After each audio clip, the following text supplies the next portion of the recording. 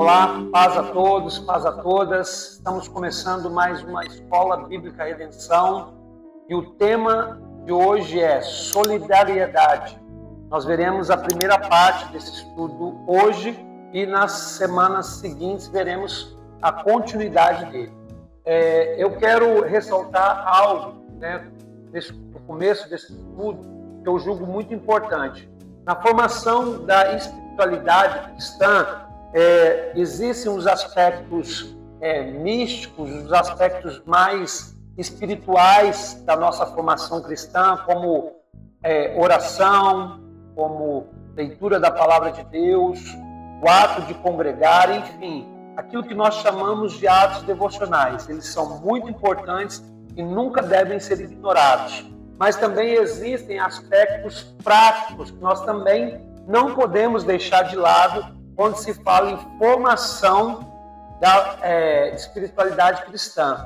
E uma das coisas que nós devemos levar em consideração nesse sentido é a solidariedade.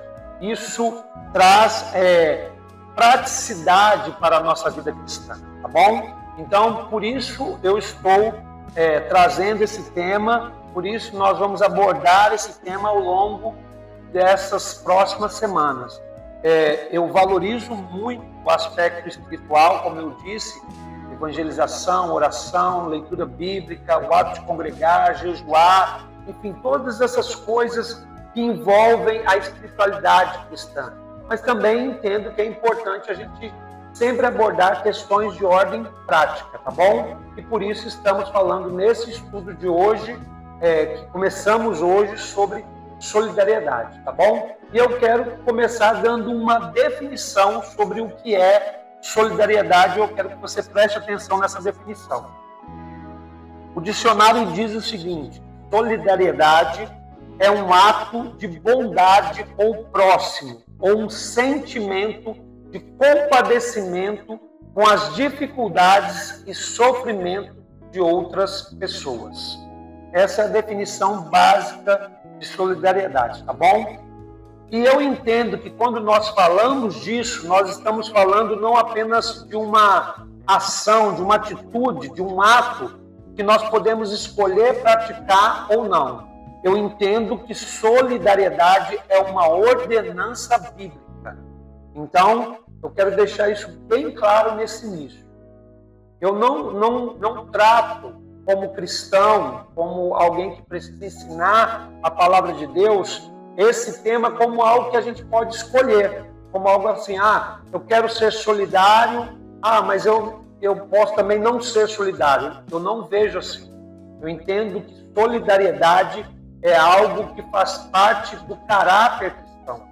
É um ato que é uma ordenança bíblica. E nós não podemos nos esquecer disso. Então, atente-se para a definição que eu dei, e entenda que isso é um ato de obediência a Deus, ok? Para que nós possamos, então, avançar nesse estudo a partir de hoje. Não estamos falando apenas de algo que você pode dizer assim, eu quero ser solidário. Não, estamos falando sobre algo que as Escrituras trazem para nós como ordenança.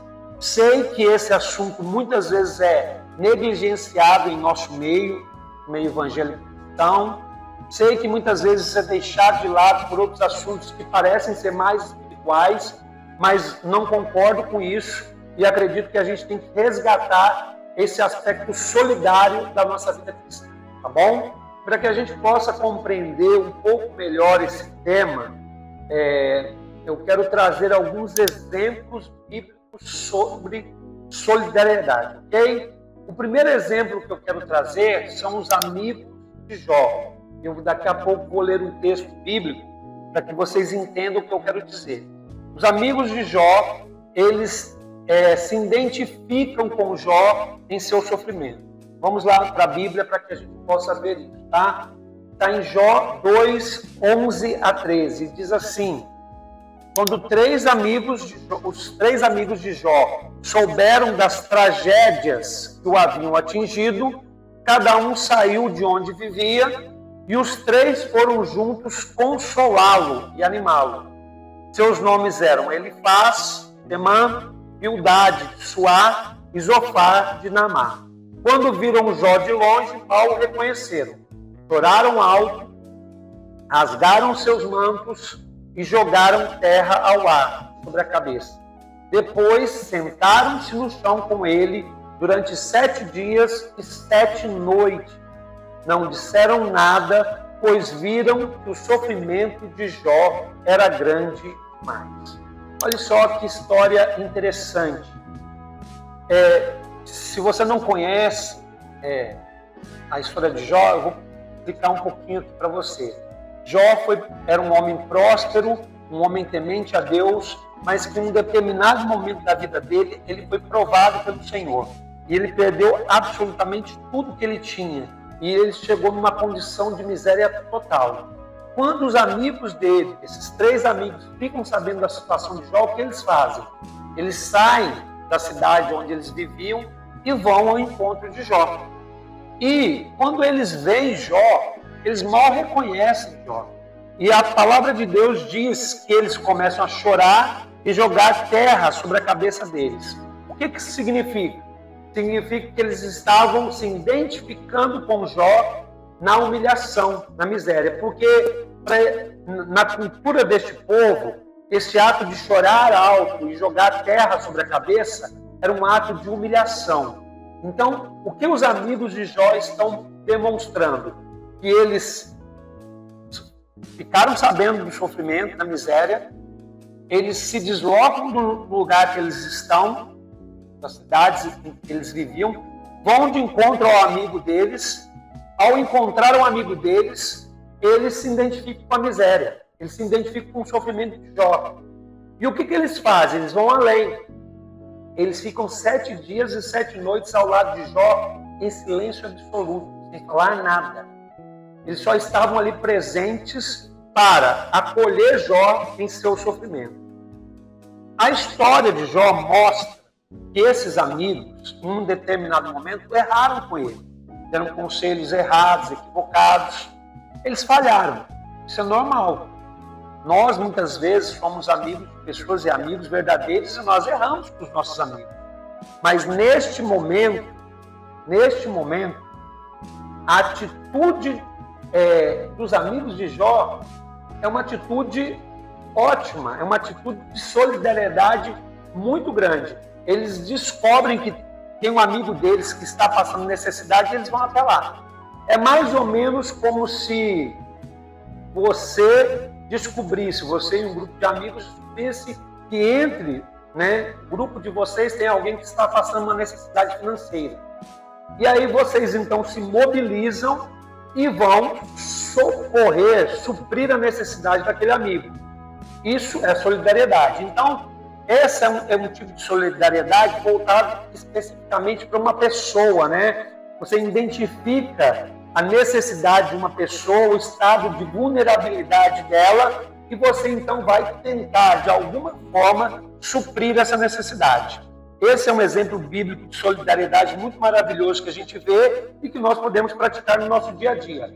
Quantas pessoas estão à nossa volta e estão precisando de apoio, quer seja material, quer seja emocional, quer seja espiritual, e nós podemos dar essa ajuda, sermos solidários a este amigo, a esta pessoa. Os amigos de Jó corresponderam a essa expectativa. Esse é o primeiro exemplo bíblico que eu quero citar sobre solidariedade. O segundo exemplo que eu gostaria de trazer para vocês sobre solidariedade nós encontramos em Atos 11, 27 a 30, tá bom? E eu quero ler com vocês. Diz assim, Atos 11, 27 a 30. Durante esse tempo, alguns profetas viajaram de Jerusalém a Antioquia. Um deles, chamado Ágabo, pôs-se em pé numa das reuniões e predisse, pelo Espírito, que uma grande fome viria sobre todo o mundo romano. Isso se cumpriu durante o reinado de Cláudio. Então, os discípulos de Antioquia decidiram enviar uma ajuda aos irmãos na Judéia, cada um de acordo com as suas possibilidades. Foi o que fizeram, enviando as doações aos presbíteros por meio de Barnabé e Saulo. Hein? Segundo exemplo de solidariedade que nós encontramos aqui nas Escrituras, já amplia um pouco mais o conceito, tá? É a ajuda à igreja de Jerusalém, aos irmãos da Judéia. No primeiro exemplo que eu dei, os amigos de Jó se identificam com ele e vão lá e percebem a condição de vulnerabilidade de Jó e se fazem presente ali na vida de Jó. Aqui já é uma outra realidade. Qual é a realidade que nós encontramos aqui? É que, na verdade, é dito que vai ter uma grande fome entre o povo romano, o mundo romano, e isso afetaria os irmãos da Judéia. Então, o que os irmãos de Antioquia, que era uma outra cidade, fazem? Eles levantam uma oferta para enviar para os irmãos da Judéia, tá? E eles enviam essa oferta por meio de Barnabé e Saulo. Gente, e esse tipo de situação não aconteceu apenas uma vez, acontece outras vezes nas Escrituras, tá? Quando Paulo fala ali nas Escrituras, fala assim, cada um contribua de acordo com o que Deus colocou em seu coração, Paulo não está falando sobre a contribuição rotineira, costumeira que nós fazemos à igreja, tá? Ele não está falando sobre aquela contribuição financeira, que chamam de dízimo e oferta, ele não está falando de nada disso.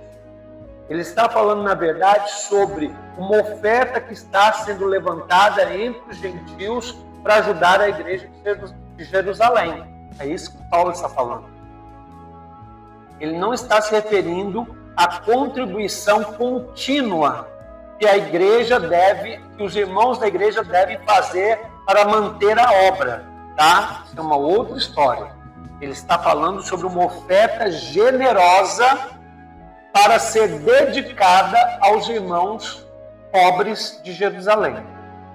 Aqui nós vemos um tipo de solidariedade que nós podemos chamar de solidariedade comunitária. Por quê? Porque é uma ação concreta de amparo a um grupo social ao qual nós pertencemos. O que significa? A igreja de Antioquia, que no caso, tá, fica sabendo que vai ter uma necessidade na Judéia, eles levantam uma oferta e enviam essa oferta através de Barnabé e Saulo para suprir a necessidade dos irmãos. Esse é um tipo de solidariedade que tem um aspecto muito comunitário, tá bom? É mais ou menos como se fosse assim, ó. Nós, de repente, congregamos numa igreja, tá? E aí nós ficamos sabendo que existem irmãos numa cidade, numa outra cidade, que estão passando necessidades. Porque, de repente, houve uma catástrofe naquela cidade, enchente, coisas desse tipo, ou a igreja perdeu tudo que tinha porque, de repente, pegou fogo, isso acontece, né? Ou a estrutura da igreja foi saqueada, enfim, alguma coisa aconteceu. Aí, então, nós que temos um pouco mais de recursos, nos unimos, levantamos uma oferta e enviamos para esses irmãos para que eles possam ter a necessidade deles suprida.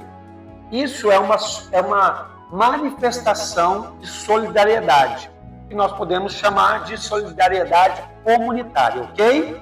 Então, eu quero insistir. Aqui nós vemos um caso bem específico, né?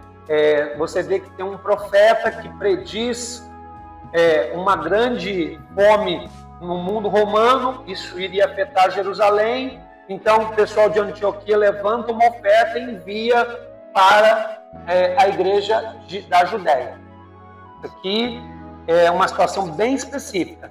Mas eu insisto, ao longo do Novo Testamento, em outros momentos, isso também é feito, tá bom? Então, esse é um outro exemplo de solidariedade. E o terceiro e último exemplo que eu quero trazer para vocês nesse estudo, nós encontramos no livro de Neemias, capítulo 2, de 1 a 9. Eu quero ler para vocês, para que a gente possa entender, tá? Diz assim: no mês de Nissan, no 20º ano do reinado do rei Artaxerxes, eu estava servindo vinho ao rei. Nunca eu tinha estado triste em sua presença. O rei me perguntou: por que está com o rosto tão triste? Você não parece doente, deve estar profundamente angustiado. Fiquei com muito medo, mas respondi: que o rei viva para sempre.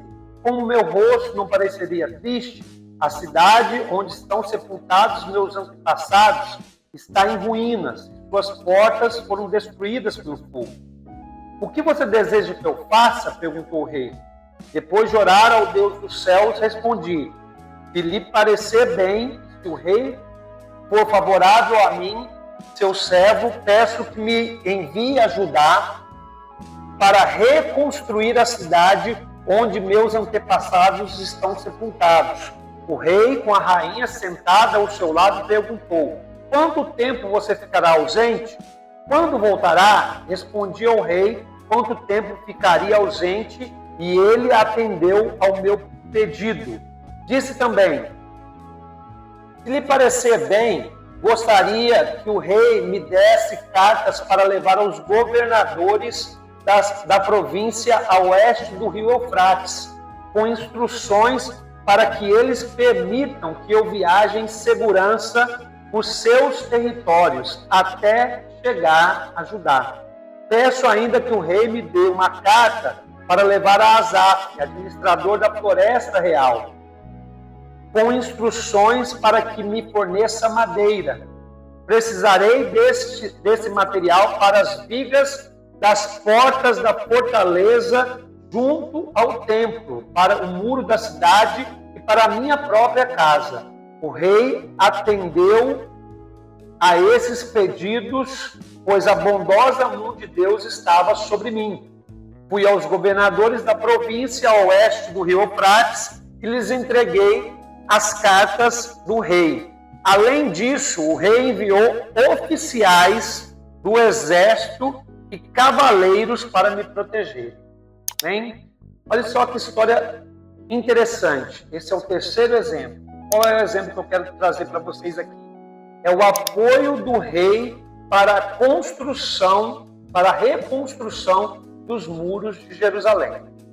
O que aconteceu aqui para você entender? O povo de Israel ainda estava cativo, né? Uma boa parte estava cativo ainda, era escravo, né? Ali debaixo do rei Artaxerxes. E Neemias servia ao rei.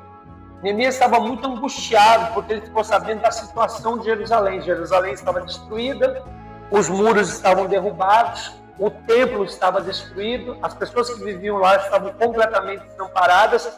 Isso pesou o coração de Neemias. Era o judeu e ele se identificava, claro, com o povo dele, tá? E quando ele comparece diante do rei, ele comparece com seu semblante caído. E veja bem, isso poderia ser um problema para Neemias. Por quê? Porque o rei poderia puni-lo por causa disso. Mas o que o rei faz? O rei não pune Neemias. O rei se identifica com Neemias, pergunta para Neemias o que está acontecendo, Neemias responde, e o rei dá todo o suporte para que Neemias possa ir até Jerusalém e começar a reconstruir os muros da cidade. O rei não só libera Neemias, como providencia materiais para Neemias, cartas para que ele possa transitar tranquilamente, e mais, coloca a gente para dar ajuda e segurança para Neemias. Veja bem, queridos, o rei não precisava fazer nada disso. A realidade é que o rei poderia simplesmente ignorar a angústia de Neemias e ainda puni-lo, como eu já disse. Mas Deus move o coração desse rei para que ele se identifique com Neemias e com a causa de Neemias. Qual era a causa de Neemias? Reconstruir os muros de Jerusalém. E aqui nós temos esse terceiro exemplo de solidariedade. Qual é? É uma solidariedade de caráter humanitário. Nós também podemos chamar de filantropia. O que significa? Significa que é uma solidariedade onde você se identifica e você ajuda pessoas que não fazem parte do seu grupo social, que você não conhece, que não dizem respeito à sua realidade. Um exemplo, você fica sabendo, por exemplo, nós tivemos ano passado a tragédia no Rio Grande do Sul, né, a enchente que destruiu muito, né, aquela região, e as pessoas ficaram muito necessitadas. O que aconteceu? Uma mobilização para ajudar as pessoas no Rio Grande do Sul.